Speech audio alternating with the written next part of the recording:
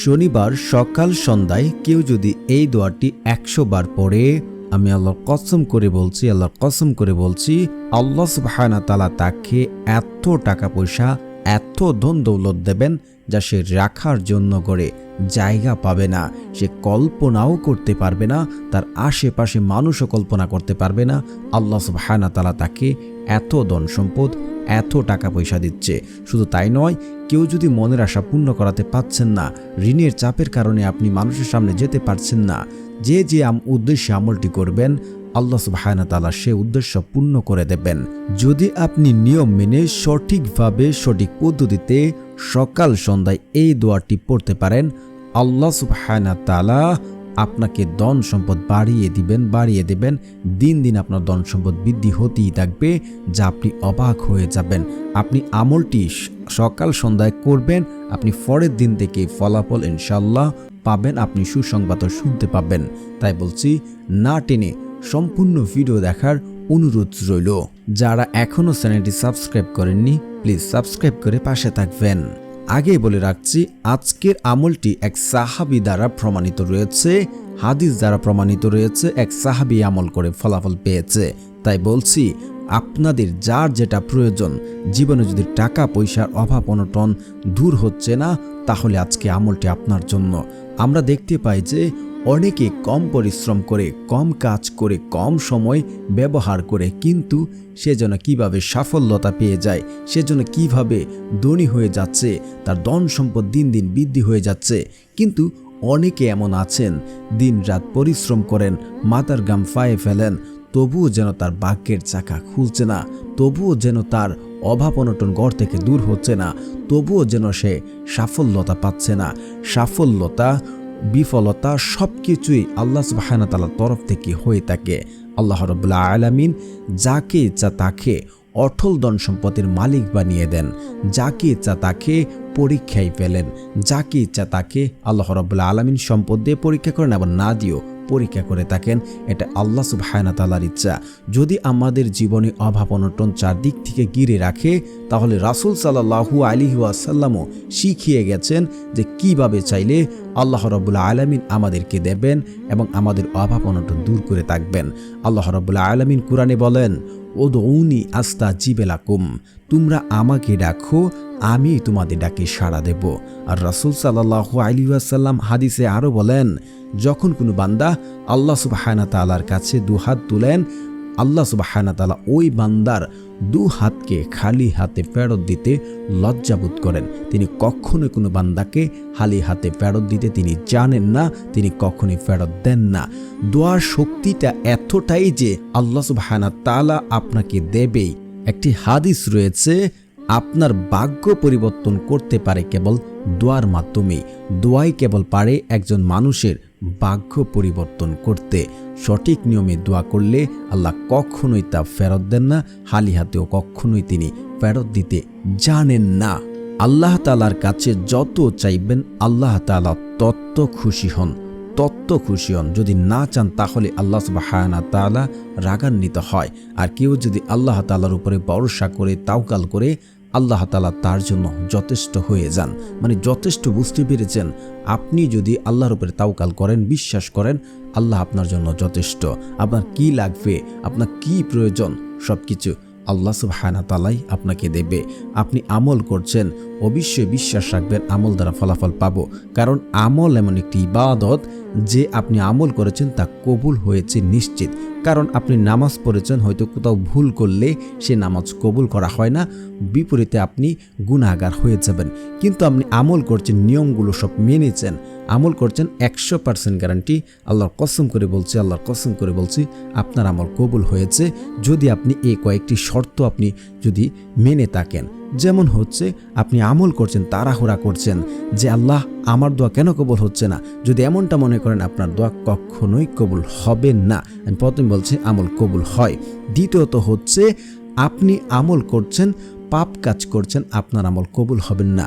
আপনি আমল করছেন, হারাম খাচ্ছেন, আপনার দোয়া কবুল হবে না। কারণ আল্লাহ তাআলা পবিত্র, তিনি পবিত্রতা পছন্দ করেন, তিনি পবিত্রতাকেও তিনি পছন্দ করেন, ভালোবাসেন। তো অবশ্যই হারাম ছেড়ে দিতে হবে। তারপরে হচ্ছে আত্মীয় সম্পর্ক চিহ্নিতকারী দোয়া, তারও দোয়াও কখনো কবুল হয় না। তো প্রিয় বন্ধুরা, আমলের ক্ষেত্রে আপনার এই শর্তগুলো মানবেন। এখন হচ্ছে কিভাবে আমলটি আপনি করবেন। সকাল সন্ধ্যায় আপনি আমলটি যে টাইমে করেন আপনার জন্য নিয়ম একই রয়েছে। আপনাকে আমলটি সকালেও করতে হবে, সন্ধ্যায়ও করতে হবে। তো আমলটি করার জন্য আপনাকে সর্বপ্রথম যা করতে হবে, উত্তম রূপে উজু করবেন। উজু উত্তম রূপে করবেন, করে আপনি পরিষ্কার পরিচ্ছন্ন কাপড় পরিধান করবেন। তারপর একটি জায়নামাজ বিছিয়ে ঘরে এবং নির্জনে বা মসজিদে যে কোনো একটি জায়গায় আপনি বসবেন। বসে আপনি মনে মনে মনকে স্থির করবেন যে আমি আমল করছি, আমি 100% দেব। আমি আপনাকে বলছি, আপনি যদি মনে করেন যে আমি আমল করেছি, এটা দ্বারা আমি পাবো, আমি আল্লাহর কসম করে বলছি, আল্লাহর কসম করে বলছি, যদি আপনার বিন্দু পরিমাণও যে সন্দেহ না থাকে যে আমি পাবো, যদি বিশ্বাস করতে পারেন, আল্লাহর কসম করে বলছি আপনার দোয়া কবুল হয়েছে, কবুল হবে ইনশাআল্লাহ। আল্লাহ তাআলার কাছে যা চাইবেন আল্লাহ আপনাকে তা দেবে। এটা আল্লাহর ওয়াদা। আল্লাহর ওয়াদা কখনোই বরখেলাফ হয় না। আপনাকে ইয়াকিন এবং বিশ্বাসের সাথে আমল করতে হবে। তারপর আপনারা পড়বেন সুবহানাল্লাহ, সুবহানাল্লাহ, সুবহানাল্লাহ 100 বার পড়বেন। তারপর পড়বেন আলহামদুলিল্লাহ, আলহামদুলিল্লাহ, আলহামদুলিল্লাহ 100 বার পড়বেন। তারপর পড়বেন লা ইলাহা ইল্লাল্লাহ, লা ইলাহা ইল্লাল্লাহ, লা ইলাহা ইল্লাল্লাহ। এভাবে জিকিরগুলো 100 বার পড়বেন। তারপর আপনারা পড়বেন ইস্তেগফার। ইস্তেগফার যদি কোনো ব্যক্তি পড়ে, আল্লাহ সুবহানাহু ওয়া তাআলা ওই ব্যক্তির অভাব অনটন দূর করে দেন। সে যদি তার ফ্যামিলিতে কঠিন থেকে কঠিন বিপদেও পড়ে, তার ফ্যামিলিতে যদি কেউ বিপদও করাতে চায় তাহলে কেউ করাতে পারবে না। এবং সে যদি বিপদে পড়ে থাকে ইতিমধ্যে, আল্লাহ সুবহানাহু ওয়া তাআলা ওই বিপদ থেকে উদ্ধার হওয়ার জন্য পথ দেখিয়ে দেবেন। শুধু তাই নয়, আল্লাহ সুবহানাহু ওয়া তাআলা ওই ব্যক্তিকে এমন সকল জায়গা থেকে, মানে সে কখনো ভাবেনি, আপনি যেখানে কোনোদিন চিন্তাও করেননি, কল্পনাও করেননি, সে সকল জায়গা থেকে আল্লাহ সুবহানাহু ওয়া তাআলা আপনাকে রিজিক দেবেন। এমন সকল জায়গা থেকে আপনাকে রিজিক দান করবেন, আপনার অভাব অনটন দূর করবেন। তো অবশ্যই আপনারা ইস্তেগফার পড়বেন। আস্তাগফিরুল্লাহ, আস্তাগফিরুল্লাহ, আস্তাগফিরুল্লাহ, আস্তাগফিরুল্লাহ। তারপর আপনারা পড়বেন দুরুদ শরীফ। দুরুদ না পড়লে সে দোয়া কবুল করা হয় না, সেটা আসমানে গিয়ে ঝুলন্ত অবস্থায় তাকে।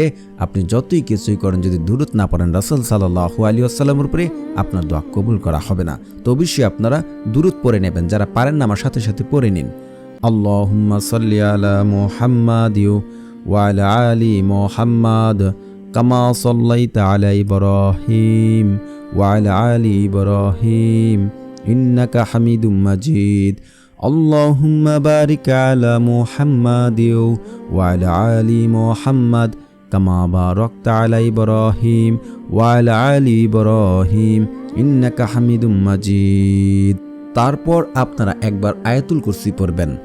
আল্লাহু লা ইলাহা ইল্লা হুয়াল হাইয়ুল কাইয়্যুম লা তাখুযুহু সিনাতু ওয়া লা নাওম লাহু মা ফিস সামাওয়াতি ওয়া মা ফিল আরদ من ذا الذي يشفع عنده إلا بإذنه يعلم ما بين أيديهم وما خلفهم ولا يحيطون بشيء من علمه إلا بما شاء وسع كرسيه السماوات والأرض ولا يؤود حفظهما وهو العلي العظيم।